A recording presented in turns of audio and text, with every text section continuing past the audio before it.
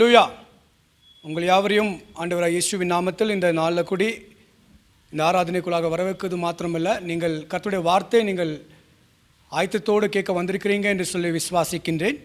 இந்த நாளில் கூடி பகிர்ந்து கொள்கிற தலைப்பானது மிக மிகவும் முக்கியமாக இருக்கிறது. Whatever I'm going to share this morning is not only important for each one of us to be successful, but it's also important so that we can fulfill the destiny for which we were created. நாம் எதுக்காக உருவாக்கப்பட்டிருக்கிறோம், அந்த காரியங்களை நாம் நிறைவேற்ற வேண்டும் என்று சொன்னீங்கன்னா நிச்சயமாக தேவனுடைய கிருபை நம்ம மேலே இருக்க வேண்டியது அவசியமாக இருக்கிறது. So this morning my topic would be walking in the favor of God. Walking in the favor of God. And I have chosen the text from the book of Psalms chapter 5 verse number 12. சங்கீதத்தின் புஸ்தகம் 5ஆம் அதிகாரம் 12ஆம் வசனத்திலிருந்து நான் டெக்ஸ்ட்டை நான் choose பண்ணியிருக்கிறேன். இந்த நாளோட செய்தியானது I want to start it with a quote. One day of favor is worth 1,000 days of labor. One day of favor is worth 1,000 days of labor. வேதத்தில் நாம் பார்க்கும் பொழுது இந்த ஃபேவர் என்ற வார்த்தையானது அநேக இடங்களிலே காணப்படுகிறது. வேதத்தில் இருக்கிற ஒவ்வொரு மனிதர்களையும் நாம் பார்க்கும் பொழுது அவங்களை குறித்து அநேக காரியங்கள் வேதத்தில் எழுதப்பட்டிருக்கிறது.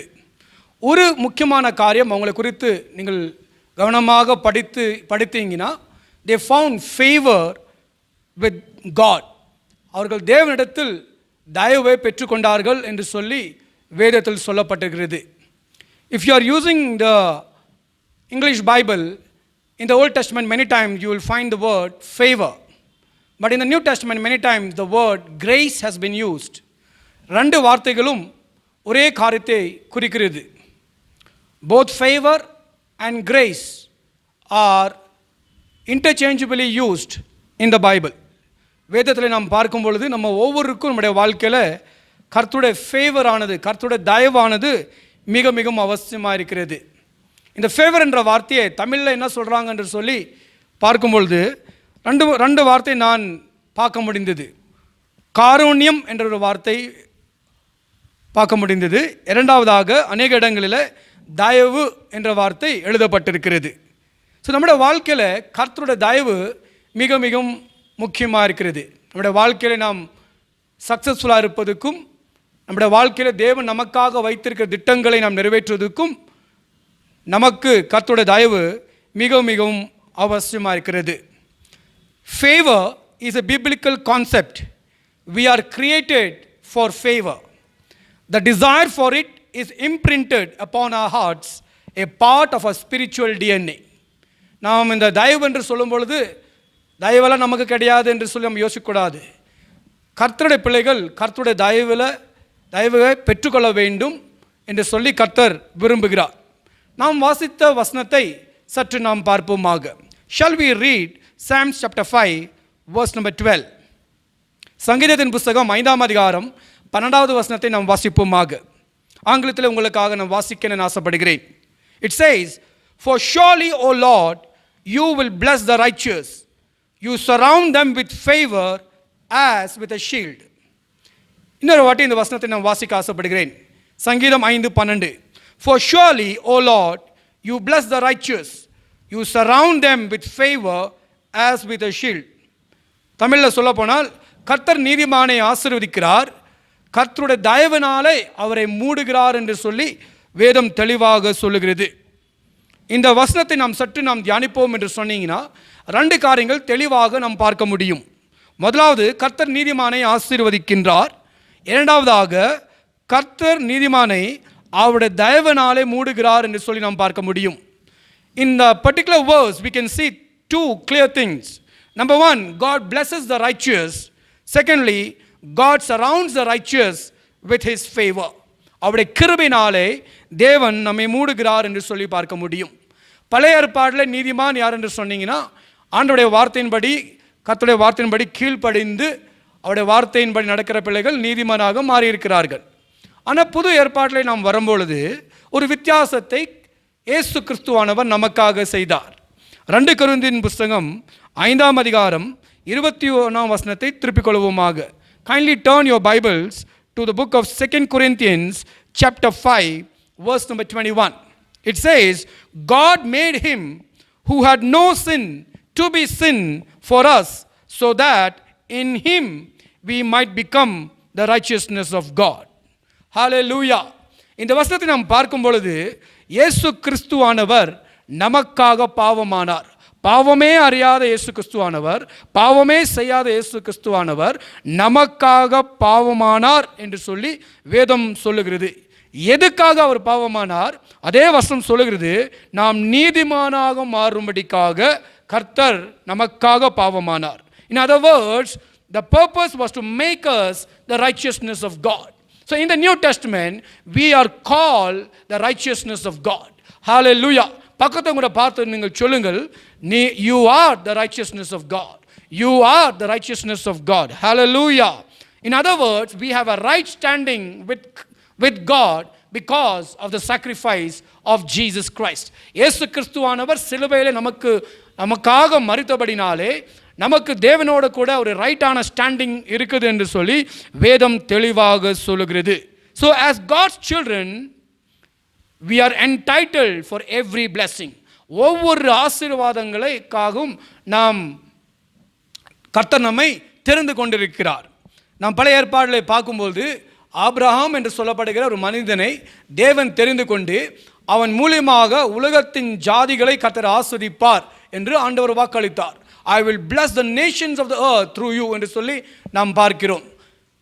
ஆபிரகாமுக்கு பிறந்த பிள்ளைகள், அவருடைய முழு சந்ததிகள் கர்த்தர் அவங்களை ஆசீர்வதித்தார் என்று சொல்லி தெளிவாக நாம் வேதத்திலே பார்க்க முடியும். ஆனால் புது ஏற்பாட்டில் வரும்பொழுது ஒருவேளை நாம் டைரக்டாக ஆபிரகாமின் பிள்ளைகளாக இராமல் போனாலும் இயேசு கிறிஸ்துவை ஏற்றுக்கொண்ட அத்தனை பிள்ளைகளும் ஆவிக்குரிய ரீதியில் ஆபிரகாமின் பிள்ளைகளாக மாறியிருக்கிறார்கள். ஆபிரகாமின் பிள்ளைகளாக மாறிக்கிறது மாத்திரமல்ல, ஆபிரகாமுக்கு கர்த்தர் கொடுத்த ப்ராமிஸ்களை நாமும் ஆவிக்குரிய ரீதியில் பெற்றுக்கொள்ள முடியும். கலாத்தியரின் புஸ்தகம் 3 அதிகாரம் 29 வசனத்தை வாசிப்போமாக. கலாத்தியரின் புஸ்தகம் 3 அதிகாரம் 29 வசனம் இப்படியாக சொல்லுகிறது, If you belong to Christ, then you are Abraham's seed and heirs according to his purpose. இந்த வசனத்தை சற்று நாம் தியானிப்போம். இயேசு கிறிஸ்துவை நாம் பிள்ளைகளாக நாம் மாறும் பொழுது நாம் ஆபிரகாமின் சந்ததியாக மாறுகிறோம். We become the seed of Abraham. அது மாத்திரமல்ல, we become the heirs according to his promise. அப்படி என்றால் ஆண்டவர் ஆபிரகாமுக்கு கொடுத்திருக்கிற ஒவ்வொரு ப்ராமிஸ்களையும் ஆண்டவர் நம்முடைய வாழ்க்கையிலும் நிறைவேற்ற வல்லமை உள்ள தேவனாயிருக்கிறார். Jesus has paid the full price for you to receive the favor of God. A favor that encompasses you, covers you, shields you and protects you. இயேசு கிறிஸ்துவானவர் நமக்காக யாவையும் செய்து முடித்திருக்கிறார். So my friend, you and me are entitled for the favor of God. இந்த நாளில் கூடி தேவனை பார்த்து நாம் சொல்ல வேண்டும், ஆண்டவரே, I am the righteousness of God. ஆண்டவரே, உம்முடைய ஃபேவர், உம்முடைய தயவு என் மேல் இருக்கட்டும் என்று சொல்லி நம் ஆண்டவரை பார்த்து சொல்லும்பொழுது நிச்சயமாக கர்த்தர் நம்மை அவருடைய தயவினாலே மூடுகிற தேவனாக இருக்கிறார். நாம் வாசித்த வசனத்தை நம்முடைய மனதில் வைத்துக் கொள்வோமாக. சங்கீதத்தின் புஸ்தகம் 5 அதிகாரம் 12 வசனம் வாசித்தோம். கர்த்தர் நீதிமானை ஆசீர்வதிக்கிறார், கர்த்தர் நீதிமானை அவருடைய தயவினாலே மூடுகிறார் என்று சொல்லி நாம் பார்த்தோம். புது ஏற்பாட்டில் இயேசு கிறிஸ்துவின் நிமித்தமாக, அவருடைய ரத்தம் சிந்தல் நிமித்தமாக நாம் அவருடைய பிள்ளைகளாக மாறுவது மாத்திரமல்ல, கர்த்தருடைய ஃபேவருக்கு, கர்த்தருடைய தயவுக்கு பாத்திரமானவர்களாக நாம் மாறுகிறோம். இன்னும் சற்றும் ஆழமாக போவதற்கு முன்பாக இந்த ஃபேவர் என்ற வார்த்தைக்கு அர்த்தம் என்ன என்று சொல்லி நாம் பார்ப்போமாக. Before we could move little further, let us first of all find out what is favor. What is favor? Favor என்று சொன்னால் என்னது? When you look at the dictionary, I found these definitions for favor. Favor means approval, support, goodwill, kindness, preference, acceptance. இந்த எல்லா வார்த்தைகளை நாம் பார்க்கும் பொழுது ஒரு காரியத்தை நாம் சரியாக புரிந்து கொள்ள முடியும். that particular person has favor. வேதத்தின் அடிப்படையில் நாம் பார்க்கும் பொழுது த பிப்ளிக்கல் டெஃபினேஷன் ஆஃப் ஃபேவர் என்று சொல்லி பார்க்கும்போது அநேக தேவனுடைய பிள்ளைகள் அநேக டெஃபினேஷன்ஸ்கள் கொடுத்திருக்கிறார்கள். சில டெஃபினேஷன்ஸ்கள் நான் படிக்கும்படியாக கடவுள் கிருபை கொடுத்தார். அதில் எனக்கு என்னுடைய மனதுக்கு பிடிச்ச சில வார்த்தைகள் நான் உங்களுக்காக சொல்ல ஆசைப்படுகிறேன். Biblical definitions of favor. Favor is defined as the tangible evidence that a person has the approval of God. Another definition, favor is heaven's kiss. Heaven backs you. இன்னொரு definition நாம் பார்ப்போமாக, favor means God stepping into one situation to make a worthwhile difference. Another definition, favor is the highway to connect to your destiny. Favor is the highway to connect to your destiny.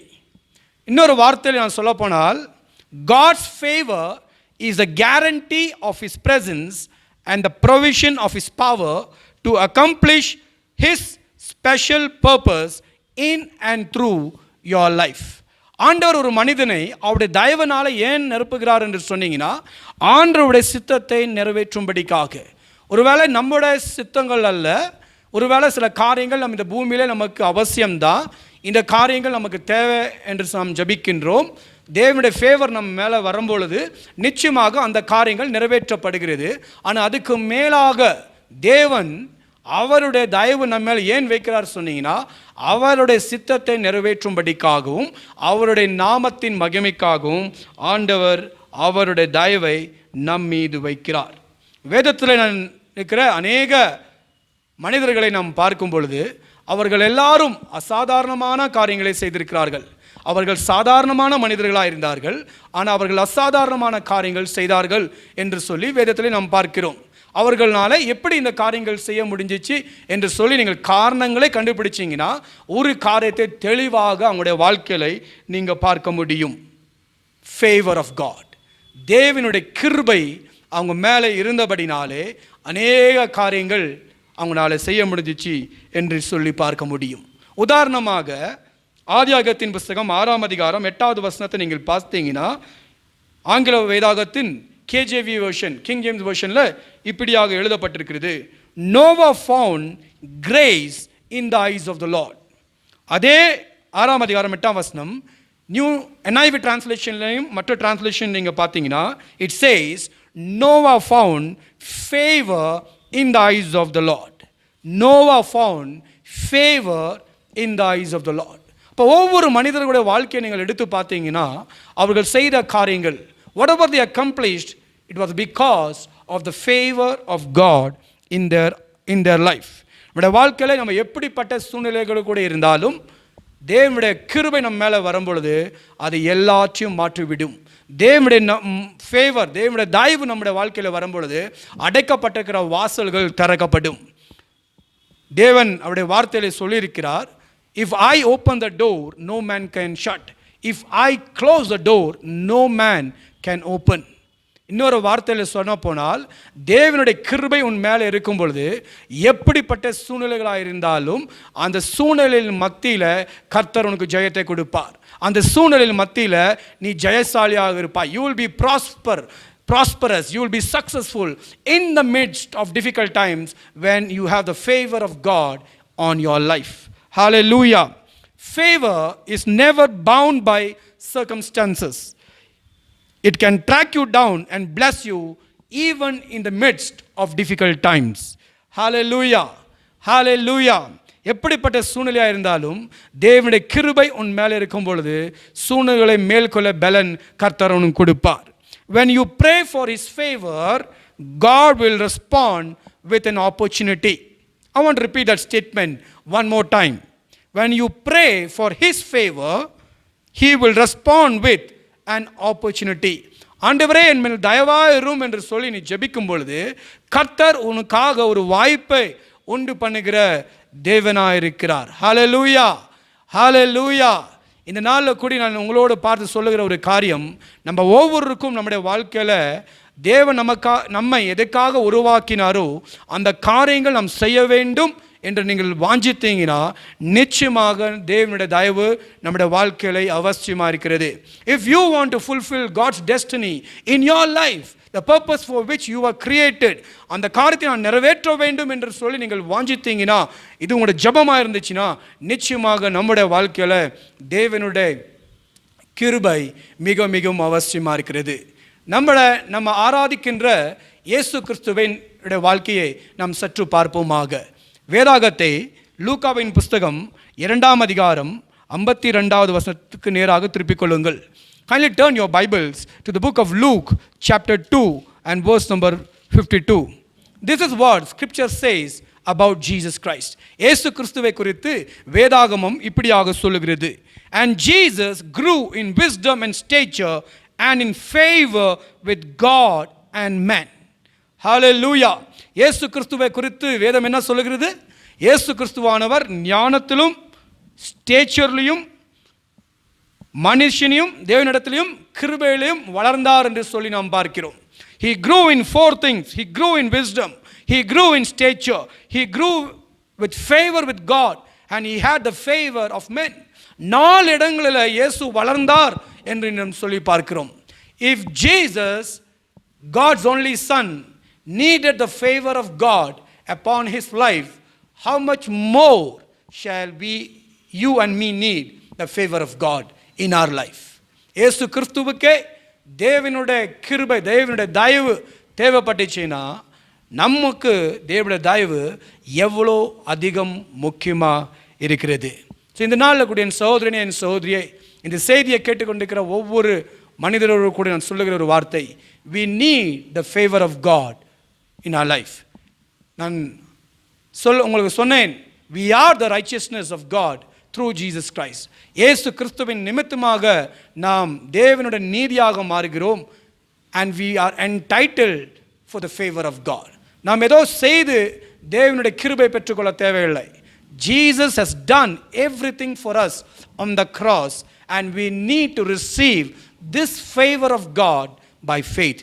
விசுவாசத்தோடு கூட நாம் இந்த கிருபையை நாம் பெற்றுக்கொள்ள வேண்டும். ஒவ்வொரு நாளும் நாம் காலையில் நாம் எழும்பும் பொழுது நாம் சொல்ல வேண்டும், Lord, I am the righteousness of God, I have the favour of God on my life என்று நாம் சொல்ல வேண்டும்.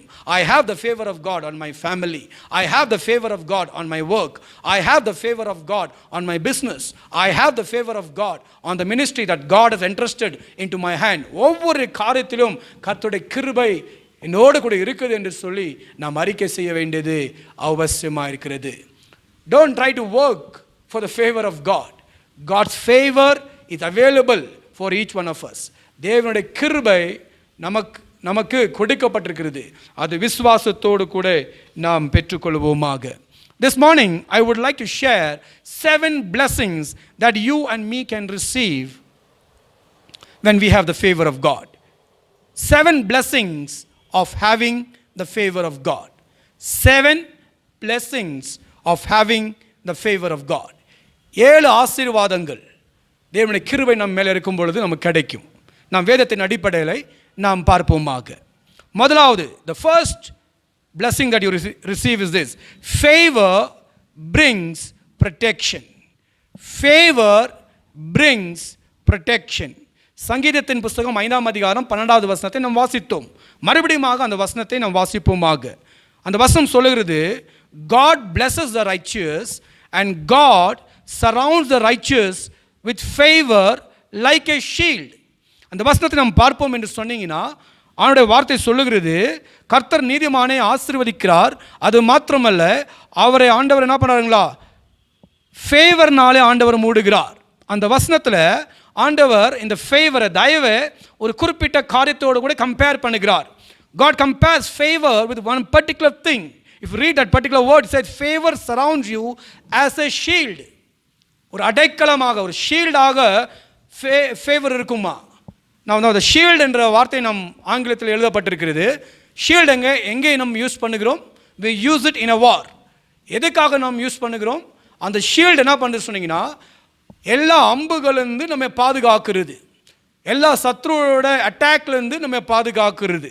So the Bible says favor surrounds you as a shield. In other words, favour protects you.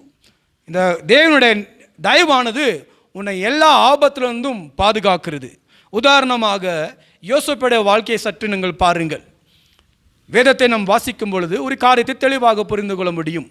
When Joseph was a young boy and he was with his dad and mom and his brothers, உங்களோடு கூட எல்லாம் இருக்கும் பொழுது his father loved him very much. அவனுடைய தகப்பனாரானவர் யோசேப்பை மிகுந்த அதிகமாக நேசித்தார் என்று சொல்லி பார்க்கிறோம். அதனால அவங்களுடைய சகோதரர்கள் அவன் மேலே பொறாமை கொண்டார்கள். they were jealous of him. Why does dad love him so much? எதுக்காக நம்முடைய தகப்பனார் யோசேப்பை மாத்திரம் இவ்வளோ அதிகமாக நேசிக்கிறார் என்று சொல்லி அவர் மேலே ஒரு ஜெலஸாக இருந்தாங்க. அது மாத்திரமல்ல, ஒரு குறிப்பிட்ட நாட்கள் வரும்பொழுது கர்த்தர் யோசேப்புக்கு சில தரிசனங்களையும் சில சொப்னங்களையும் கொடுத்தார் என்று சொல்லி பார்க்கிறோம். யோசேப் அந்த சொப்னங்களை தன்னோட சகோதரரோடு கூட பகிர்ந்து கொண்டார், தன் தாய் தகப்பனோடு கூட பகிர்ந்து கொண்டார். அதனால் நடந்த ஒரு காரியம், அவர்கள் எல்லோரும் யோசேப்பை வித்தியாசமாக ட்ரீட் பண்ண ஆரம்பித்தாங்க. They were jealous of him. They wanted to harm him in some way or the other. நம் யோசேப்புடைய சரித்திரத்தை நாம் வாசிக்கும் பொழுது ஒரு நாள் யோசேப்புடைய சகோதரர்கள் யோசேப்பை சாகடிக்க வேண்டும் என்று யோசித்தார்கள். அவனை ஒரு வெல்குள்ளே போட்டு விட்டார்கள். அவனை எப்படியாக சாகடிக்க வேண்டும் என்று யோசித்தார்கள். ஆனால் அந்த இடத்துல கூடி தேவனுடைய கிருபையை நீங்கள் பார்க்க முடியும். யோசேப்புடைய ஒரு குறிப்பிட்ட சகோதரன் நாம் யோசேப்பை கொல்றது வேண்டாம், அவனை விற்று போடலாம் என்று சொல்லி அவனை என்ன பண்ணாங்கன்னா அந்த குழியிலிருந்து தூக்கி எடுத்து அவனை விற்று போட்டார்கள் என்று சொல்லி நாம் பார்க்கிறோம். What do you think protected Joseph during those times? It was the favor of God. இன்னொரு காரியத்தை யோசேப்புடைய வாழ்க்கையில் நாம் பார்க்க முடியும். யோசேப்பானவன் அந்த குழியிலிருந்து எடுக்கப்பட்டு அவன் விற்கப்பட்டான் என்று சொல்லி பார்க்கிறோம். அவன் எகிப்து தேசத்தில் அவன் விற்கப்பட்டான் என்று சொல்லி பார்க்கிறோம். They took him to Egypt. அந்த இடத்துல ஒரு குறிப்பிட்ட மனிதனோட கீழே அவன் வேலை பண்ணார். போத்திபார் என்று சொல்லுகிற ஒரு குறிப்பிட்ட மனிதனோட வீட்டில் வேலைக்காரனாக அவர் வேலை செய்தார். அநேக காரியங்கள் அவர் செய்தார். தேவனுடைய கிருபை அவன் மேலே இருந்தது. அதனால போத்திபாருடைய கண்களில் தயவு கிடைத்தது என்று சொல்லி வேதம் சொல்லுகிறது. ஆனால் ஒரு நாள் போத்திபாருடைய மனைவியானவள் அவனோடு கூட தவறான ஒரு சம்பந்தம் செய்ய வேண்டும் என்று சொல்லி முயற்சி செய்யும் பொழுது யோசேப் அதை விட்டு விலகி ஓடினார் என்று சொல்லி வேதம் தெளிவாக சொல்லுகிறது. நடந்த சம்பவம் எல்லாருக்கும் தெரியும். யோசேப்பானவன் அந்த காரியத்தின் நிமித்தமாக சிறைச்சாலையில் போடப்பட்டான். He was cast into the prison because of that incident. நீங்கள் யோசித்து பாருங்க, அப்படிப்பட்ட ஒரு காரியம் நடக்கும் பொழுது எது வேணாலும் நடந்திருக்கலாம். அது மாத்திரமல்ல, யோசேப் அந்த ராஜ்யத்தின் குடிமகன் கிடையாது. He is a stranger, he is a slave. அவனை சாகடிச்சாலும் யாருமே கேட்க மாட்டாங்க. ஆனால் அவன் பாதுகாக்கப்பட்டான். அவனை சிறைச்சாலையில் போட்டாங்க, அதோடு கூட அவனை விட்டுட்டாங்க. நீங்கள் யோசிச்சு பாருங்க, who protected him at that time? It was the favor of God that protected him. My point is this: favor brings protection in your life. நம்முடைய ஃபேவர் நம்ம மேலே இருக்கும் பொழுது கர்த்தருடைய பாதுகாப்பு நம்ம மேலே இருக்கும். இரண்டாவதாக, favour brings promotion and honor. Favor brings promotion and honor. யோசேப்புடைய வாழ்க்கையில் நாம் பார்க்கும் பொழுது அவன் அடிமையாக அவன் விற்கப்பட்டு செய்யாத தவறுக்கு அவன் ஜெயிலுக்கு தள்ளப்பட்டான். ஆனால் அந்த ஜெயிலில் கூடி வேதம் சொல்லுகிறது அவன் தயவை பெற்றுக்கொண்டான் என்று சொல்லப்பட்டிருக்கிறது. நேரமில்லை, அதனால் சில வசனங்களை உங்களுக்காக சொல்லுகிறேன். தயவுசெய்து அந்த வசனங்களை நீங்கள் எழுதி கொள்ளுங்கள். ஆதியாகமத்தின் புஸ்தகம் 39ஆம் அதிகாரம் 2ஆம் வசனத்திலிருந்து 4ஆம் வசனம் வரை வாசியுங்கள். ஆதியாகமத்தின் புஸ்தகம் 41ஆம் அதிகாரம் 39லிருந்து 40ஆம் வசனத்தை நீங்கள் வாசித்தீங்கன்னா ஒரு காரியத்தை நீங்கள் தெளிவாக நீங்கள் பார்க்க முடியும். எப்படி யோசேப்புடைய வாழ்க்கையில் தேவனுடைய கிருபை கிரியை செய்தது என்று சொல்லி நாம் பார்க்க முடியும். தேவனுடைய கிருபை யோசேப்பை ஜெயிலிருந்து எடுத்து பார்வோனுக்கு நெக்ஸ்டாக ஒரு பிரைம் மினிஸ்டர் லெவலுக்கு கொண்டு வந்தது என்று சொல்லி தெளிவாக நாம் பார்க்க முடியும். அதே போல நம் தானியேலின் புஸ்தகத்தை நாம் வாசிக்கும் போது கூடி, தானியேலுடைய வாழ்க்கையை நாம் பார்க்கும்போது கூடி, it was the favour of God that protected him, that promoted him in a foreign land. Hallelujah. நீங்கள் தானியேலின் புஸ்தகம் 1ஆம் அதிகாரம் 8-9 வசனங்கள், 1ஆம் அதிகாரம் 18-20 வசனத்தையும், 2ஆம் அதிகாரம் 46ஆம் வசனத்திலிருந்து 49ஆம் வசனங்களை நீங்கள் வாசித்தால் ஒரு காரியத்தை தெளிவாக நீங்கள் பார்க்க முடியும். தேவனுடைய கிருபை தானியேலுடைய வாழ்க்கையில் இருந்தது. தேவனுடைய கிருபை தானியேலுடைய வாழ்க்கையில் இருந்தது. ஹalleluya. Favor brings promotion and honor. நிறைய தானியேலுடைய வாழ்க்கை நாம் பார்க்கும்பொழுது ராஜ்யங்கள் மாறினது, ஆனாலும் கர்த்தர் தானியேலை உயர்ந்த இடத்தில் வைத்தார் என்று சொல்லி நாம் பார்க்கிறோம். It was the favor of God that gave promotion and honor to Daniel. Hallelujah. How many people this morning need the favor of God in your life? நீங்க கஷ்டப்படுறீங்க, நீங்க உழைக்கிறீங்க, நீங்க முயற்சி பண்றீங்க, எல்லாமே பண்றீங்க, ஆனாலும் மேலே வர முடியல என்று சொன்னீங்கன்னா நீங்கள் யோசிக்க வேண்டும். The favor of God will open doors. The favor of God will bring success. The favor of God will bring exaltation in your life. யார் உன்னை கீழே தள்ளலாம் என்று நினைத்தாலும் தேவனுடைய கிருபை உன் மேலே இருக்கும் பொழுது நீ மேலே தான் போவ. You will go on top. You will not go beneath. Nobody can bring you down if the favor of God is there upon your life. Hallelujah. முதலாவது, the favor of God brings protection. Now, secondly, the favor of God brings promotion and honor. Thirdly, the favor of God brings restoration. Favor of God brings restoration. யாத்ராகத்தின் புஸ்தகம் 3ஆம் அதிகாரம் 21ஆம் வசனத்தை நீங்கள் வாசித்தீங்கன்னா அந்த இடத்தில் கர்த்தர் மோசேயை பார்த்து சொல்லுகிறார், நான் உன்னை தெரிந்து கொண்டிருக்கிறேன், நீ போய் என்னுடைய மக்கள்களை என்ன பண்ண வேண்டுமா, எகிப்து தேசத்திலிருந்து திருப்பி கொண்டு வர வேண்டும். ஆனால் அவங்களை திருப்பி கொண்டு வரும்பொழுது ஐ வில் பிரிங் ஃபேவர், நான் என்னுடைய தயவு ஜனங்கள் மீது கொண்டு வருவேன். அந்த வசனத்தை நீங்கள் வாசித்தீங்கன்னா இப்படியாக எழுதப்பட்டிருக்கிறது, the people of Israel will have favor in the sight of Egyptians, they shall not go empty when they leave Egypt. ஆண்டவர் மோசேயை பார்த்து சொல்லுகிறார், நான் என்னுடைய மக்கள்களை எகிப்து தேசத்திலிருந்து வெளியே கொண்டு வரும் பொழுது அவங்க ஒன்றும் இல்லாமல் வெளியே வர மாட்டாங்க. I will bring favour.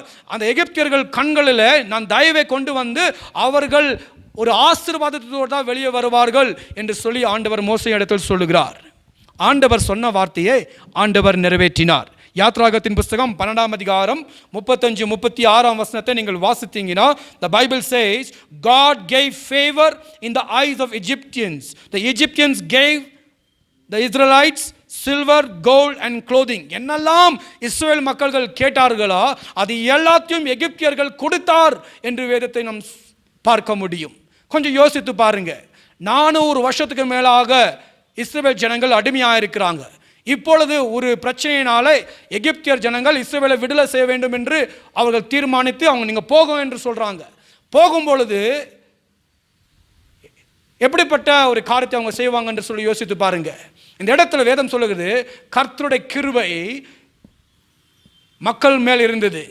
எகிப்தியர் கண்களில் இஸ்ரவேலுக்கு தயவு கிடைச்சிச்சு என்று சொல்லி வேதம் சொல்லுகிறது. அது மாத்திரமல்ல, இஸ்ரவேல் ஜனங்கள் என்னெல்லாம் கேட்டாங்களா அது எல்லாத்தையும் எகிப்தியர்கள் கொடுத்தார்கள் என்று சொல்லி நாம் பார்க்கிறோம். ஹalleluya, hallelujah. Favor will bring restoration. Hallelujah. நீங்கள் இதோட பேக்ரவுண்டை சரியாக புரிந்து கொள்ள வேண்டும். யோசேப்பின் காலத்தில் இஸ்ரவேல் மக்கள்கள் அந்த இடத்தில் வந்து தங்கினார்கள். The Bible says they were very prosperous. அவங்க ஆசீர்வதிக்கப்பட்டார்கள். ஆனால் ஒரு காலகட்டத்துக்கு அப்புறமா ஒரு எகிப்திலே ஒரு ராஜா வந்தார். He did not know who Joseph was and what God has done through Joseph என்று அவருக்கு தெரியவில்லை. அதனால அவர் இந்த இஸ்ரவேல் மக்கள்களை பார்க்கும் பொழுது என்ன யோசித்தார், இந்த மக்கள்கள் they are numerous in number, அதனால இவங்களை இப்படியே விட்டால் இவங்க நம்ம என்ன பண்ணிடுவாங்க, நம்ம மேற்கொள்ளுவாங்க என்று சொல்லி அவங்களை அடிமை தினம் பண்ண வேண்டும் என்று சொல்லி அவங்களை அடிமை தினத்துக்குள்ளே கொண்டு போனாங்க. 400 வருஷத்துக்கு மேலாக இஸ்ரவேல் ஜனங்கள் அடிமையாக இருந்தாங்க. 400 வருஷத்துக்கு அப்புறமா ஆண்டவர் அவங்களை வெளியே கொண்டு வரும் பொழுது தேவனுடைய கிருபை இஸ்ரவேல் மக்களுக்கு என்ன கொடுத்தது என்று சொன்னீங்கன்னா, என்னெல்லாம் அவங்க எழுந்து போனாங்க அது எல்லாத்தையும் மறுபடியும் திருப்பி கொடுத்தது என்று சொல்லி வேதம் தெளிவாக நமக்கு சொல்லுகிறது. Hallelujah, hallelujah. So my friend, if you have the favor of God on your life, தேவனுடைய கிருபை உன் மேல் இருக்குமானால் நீ இந்த வருஷத்தில் நீ எல்லாம் இழந்தாயோ அது எல்லாத்தையும் மறுபடியும் நீ பெற்றுக்கொள்வாய். Whatever you have lost in this year, you will receive it back if you have the favor of God on your life. The God of Israel is our God. Hallelujah. The God of Abraham, Isaac and Jacob is our God. Hallelujah. சோர்ந்து போகாதே, சூழ்நிலைகளை பார்த்து பயப்படாதே, வேலை போயிடுமோ என்று சொல்லி பயப்படாதே, வேலை போயிடுச்சுன்னா கூட பயப்படாதே. உன்னை கர்த்தர் நடத்துவார், உன்னை கர்த்தர் போஷிப்பார், உன் குடும்பத்தை ஆண்டவர் நடத்துவார். Everything you have lost, God will bring it back into your bosom. Hallelujah. The favor of God will bring restoration in your life. கரங்களை தட்டி நாம் தேவனை நாம் மகிமைப்படுத்துவோமாக. Hallelujah. நாலாவதாக, favor positions you to fulfill your destiny. Favor positions you to fulfill your destiny. ரூத்துடைய வாழ்க்கை நம் புத்தகத்தை நாம் வாசிக்கும் பொழுது அங்கே குறிப்பிட்ட ஒரு சம்பவம் எழுதப்பட்டிருக்கிறது. ஒரு குறிப்பிட்ட குடும்பம் பஞ்ச காலத்தின் நிமித்தமாக அவர்கள் அவருடைய தேசத்தை விட்டு இன்னொரு தேசத்துக்கு அவர்கள் கடந்து போனார்கள். அந்த தேசத்தில் குடும்பமாக கடந்து போனார்கள். அந்த தேசத்தில் அவங்களுடைய கணவர் எழுந்து போய்விட்டார். அது மாத்திரமல்ல, அவங்களுடைய 2 பிள்ளைகள் வந்துட்டு அந்த தேசத்தின் பெண்களை திருமணமானார்கள். கொஞ்சம் காலத்துக்கு அப்புறமா பார்க்கும்பொழுது அந்த குறிப்பிட்ட பெண்மணியுடைய 2 பிள்ளைகளும் மரித்து போனார்கள். அந்த பெண்மணியுடைய பேர் வந்து நகோமி என்று சொல்லி நாம் பார்க்கிறோம். எல்லாத்தையும் எழுந்து அவங்க நிற்கும் பொழுது அவங்களோட 2 டாட்டர் இன் லாஸை பார்த்து அவங்க சொல்கிறாங்க, நான் இந்த தேசத்துக்கு வந்து நான் எல்லாத்தையும் எழுந்து விட்டேன். ஐ last my husband, I last my 2 sons. நீங்கள் வாலிபராக இருக்கிறீங்க, யூ ஆர் யங், நீங்கள் மறுபடியும் போய் திருமணம் பண்ணலாம், நீங்கள் இந்த தேசத்திலே நீங்கள் தங்கி நீங்கள் உங்களுடைய ஃப்யூச்சரை நீங்கள் பார்த்துக்கொள்ளுங்க என்று சொல்லி அந்த 2 டாட்டர் இன் லாக்கு என்ன பண்ணுறாங்க என்று சொன்னீங்கன்னா ஒரு ஆப்ஷனை கொடுக்குறாங்க. அதில் ஒரு டாட்டர் இன் லா மதுரலா சொல்லுகிற பேச்சை கேட்டு அவங்க போய்விட்டார்கள். ஆனால் இன்னொரு ஸ்திரீயானவள் நகோமியை ஃபாலோ பண்ணாங்க என்று சொல்லி நாம் பார்க்கிறோம். அந்த பெண்மணியுடைய பேர் ரூத் என்று சொல்லி வேதத்திலே நாம் பார்க்க முடியும். இந்த ரூத் ஆனவள் என்ன செய்தார் என்று சொன்னீங்கன்னா, நகோமியை பார்த்து இப்படியாக சொன்னாங்க, உன்னுடைய ஜனங்கள் என்னுடைய ஜனங்களாக இருப்பாங்க, உன்னுடைய தேவன் என்னோட தேவனாக இருப்பார் என்று சொல்லி ஒரு கமிட்மெண்ட்டோடு கூட நகோமியை ஃபாலோ பண்ணாங்க. நீங்கள் ரூத்தின் புஸ்தகத்தை நீங்கள் வாசித்தால் அந்த நகோமியானவள் ரூத்தோடு கூட மறுபடியும் அவங்களோட தேசத்துக்கு திரும்பி வந்து அங்கே வாழும் பொழுது அங்கே இருக்கிற அநேகர் வந்துட்டு இந்த ரூத் எப்படி தன்னோட மதுரலாவை கவனிச்சாங்க, எப்படி அவங்கள நல்ல மாதிரி பார்த்துக்கினாங்க என்று சொல்லி கேள்விப்பட்டாங்க. அதில் குறிப்பிட்ட ஒரு மனிதன், போவாஸ் என்று சொல்லப்படுகிற மனிதன் இது கேள்விப்படுகிறார். அது மாத்திரமல்ல, ரூத்துக்கு போவாஸ் கண்களில் தயவு கிடைத்தது என்று சொல்லி நாம் பார்க்க முடியும். ரூத் வேலைக்கு போகும்பொழுது போவாஸோட ஃபீல்டில் தான் வேலை பண்ணாங்க என்று சொல்லி வேதம் சொல்லுகிறது. அந்த இடத்தில் போவாஸ் ரூத்தை பார்க்கும் பொழுது ஒரு கிருபை பெற்றுக்கொண்டார் என்று சொல்லி வேதத்தில் நாம் பார்க்கிறோம். ரூத்துக்கு என்னெல்லாம் தேவையாக இருந்துச்சோ அது எல்லாத்தையும் போவாஸ் ப்ரொவைட் பண்ணார் என்று சொல்லி பார்க்கிறோம்.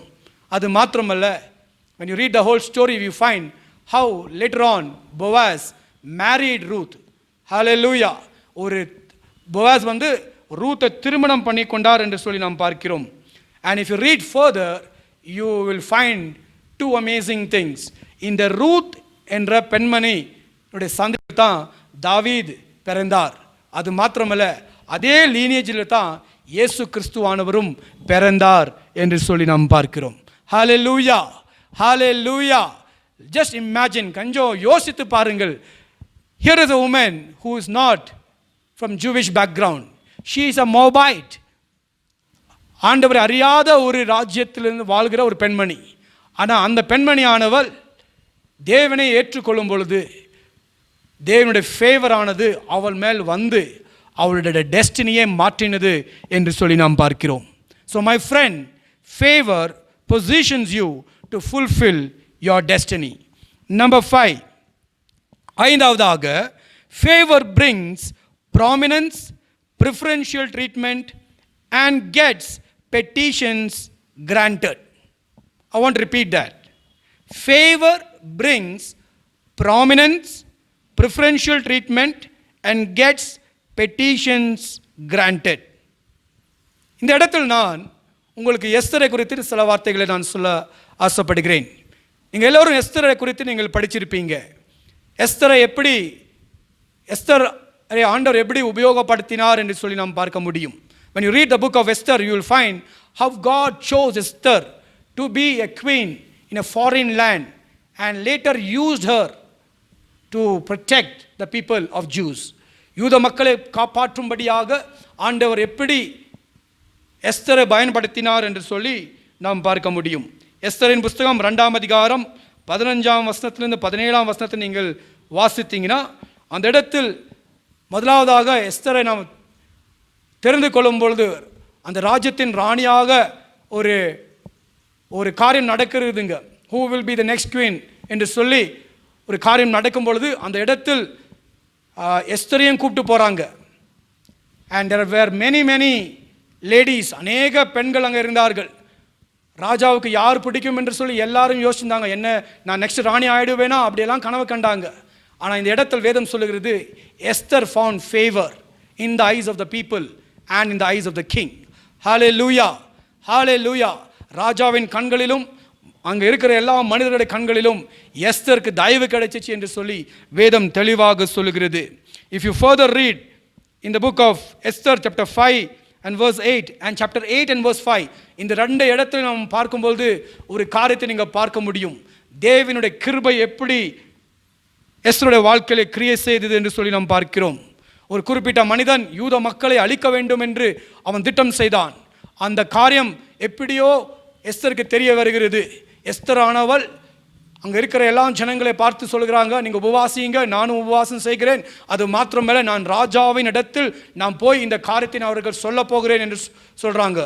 அந்த காலகட்டத்தில் நம்ம பார்த்தீங்கன்னா ராஜாவின் அனுமதி இல்லாமல் யாருமே ராஜாவை பார்க்க வர முடியாது. Even the queen cannot enter the king's palace without the permission of the king.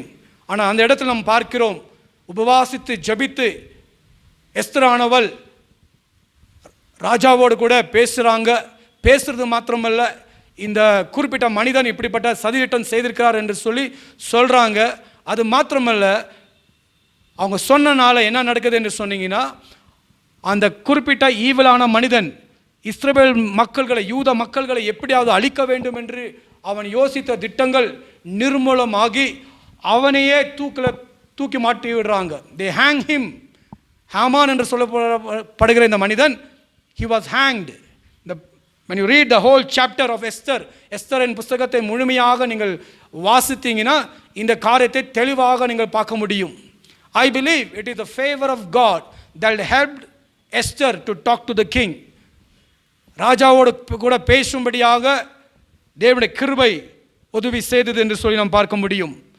My point is this: the favor of God not only brings prominence, it gives preferential treatment and it gets petitions granted. Hallelujah, hallelujah. The petitions were granted.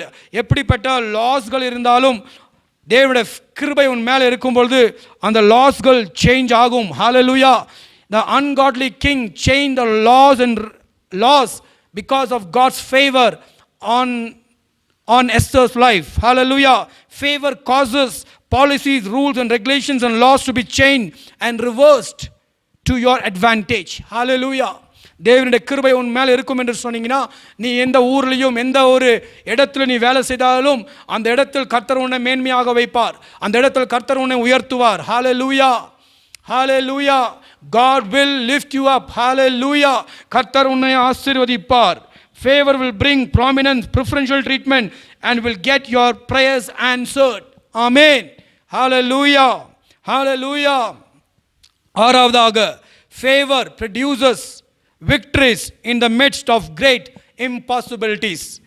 Favor produces victories in the midst of great impossibilities. யோசுவாவின் புஸ்தகத்தில் நாம் வாசிக்கும் பொழுது ஒரு காரியத்தை தெளிவாக புரிந்து கொள்ள முடியும். ஆண்டவர் இஸ்ரவேல் ஜனங்களுக்கு வாக்குத்தத்தம் பண்ண பூமிக்கு கொண்டு போவேன் என்று சொல்லி ஆண்டவர் சொல்லியிருந்தார். God gave them a promise that he will take them to the promised land.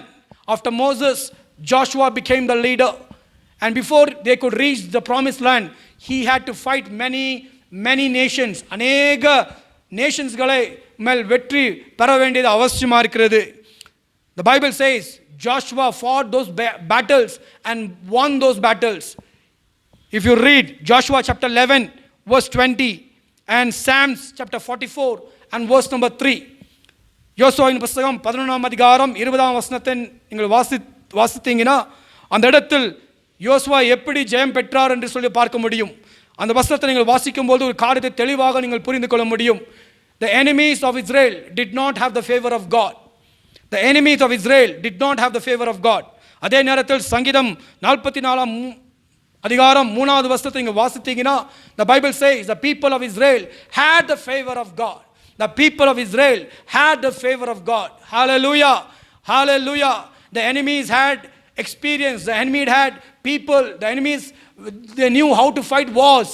They had everything on their side. But one thing they did not have. They did not have the favor of God. Hallelujah. On the other side, Israelites did not have much experience in war. They did not have much numbers. But hallelujah, they had the favor of God on their side. தேவனுடைய கிருபை அவங்க மேலே இருந்தபடினாலே எல்லா யுத்தங்களையும் அவர்கள் கெளித்தார் என்று சொல்லி நாம் பார்க்கிறோம். The Bible says they did not win wars with swords, but they won the wars with the favor of God. Hallelujah. The favor of God produces victories. Amen. Hallelujah. Seventhly, the favor of God promotes church growth and influence. Favor promotes church growth and influence. அப்போஸ்தலரின் புஸ்தகம் 2ஆம் அதிகாரம் 47ஆம் வசனத்தை நீங்கள் வாசித்தீங்கன்னா முதல் நூற்றாண்டு திருச்சபையின் மேல் எப்படி கர்த்தருடைய கிருபை இருந்தது என்று சொல்லி நாம் பார்க்க முடியும். தயவுசெய்து அந்த வசனத்தை நாம் வாசிக்கலாம். Kindly turn your Bibles to Acts chapter 2 and verse number 47. The first century church குறித்து இப்படியாக எழுதப்பட்டிருக்கிறது. Praising God and enjoying the favor of all people, and the Lord added to their number daily those who were being saved. Hallelujah. இந்த இடத்தில் தெளிவாக நாம் பார்க்க முடியும் தேவனுடைய கிருபை முதல் நூற்றாண்டு திருச்சபையின் மேல் இருந்தது. அனுதினமும் கர்த்தர் ஜனங்களை சபைக்குள்ளே சேர்த்தார் என்று சொல்லி பார்க்கிறோம். இந்த நாளில் கூடி கர்த்தருடைய கிருபை நம்ம மேல் இருக்குமானால் நிச்சயமாக கர்த்தர் நம்ம இன்ஃப்ளூயன்ஷியல் பீப்புளாக மாற்றுவார். இந்த சொசைட்டியில் கர்த்தர் நம்ம இன்ஃப்ளூயன்ஷியல் பீப்புளாக மாற்றுவார். அது மாத்திரமல்ல, கர்த்தருடைய சபையானது ஒவ்வொரு நாளும் வளரும் என்று சொல்லி தெளிவாக நாம் பார்க்க முடியும். Our God is an unchanging God. The favor of God lasts forever. சங்கீதத்தின் புஸ்தகம் 30ஆம் அதிகாரம் 5வது வசனத்தை நீங்கள் வாசித்தீங்கன்னா இப்படியாக சொல்லப்பட்டிருக்கிறது. God's favor lasts forever. ஆண்டவருடைய கிருபை ஒரு நாளும் மாறாதது. The favor that was available Old Testament saints is available for the New Testament saints. Hallelujah. Hallelujah. கர்த்தர் உங்களை ஆசீர்வதிப்பார். கர்த்தர் உங்களை ஆசீர்வதிப்பார். Shall we recap the 7 blessings that we have when we have the favor of God? ஒரு time நாம் எடுத்து நாம் பார்ப்போமாக. Look at the 7 blessings that you will receive when you have the favor of God on your life. Number 1, favor brings protection. Number 2, favor brings promotion and honor. Number 3, favor brings restoration. Number 4, favor positions you to fulfill your destiny. Number 5, favor brings prominence, preferential treatment, and gets your petitions granted.